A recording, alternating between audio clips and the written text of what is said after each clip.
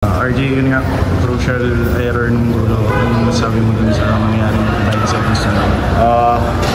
Ganoon na lang dula sa akin yung bola and then wala na akong options to hinahanap ko na lang yung pass ako kay Jamie and then hindi siya open. So ayoko naman itira ng parang talagang top shot eh. So baka mas maglala pa yung possession. So pinarey ko na lang yung pass kay Jamie but it's not still open. So kaya ako na-turn over.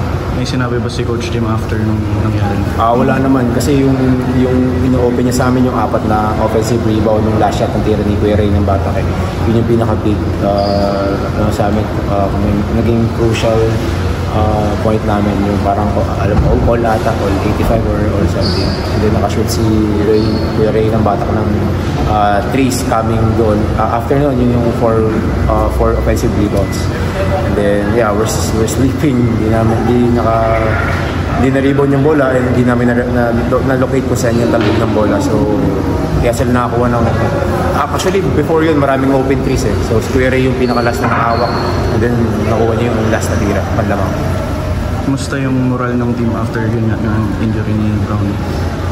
Yeah, siyempre hindi namin inaasahan, walang nag-expect na ganun yung mangyari. Pero we're still hoping na na maging okay yung result ni JB, pero sa tingin ko ngayon medyo malala daw ata according sa mga doctors namin. So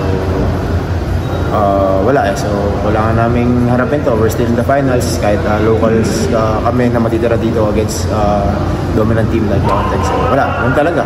Kailangan namin akuin or tapusin kung anong pwede namin maging adjustment without JB or hopefully makabalik siya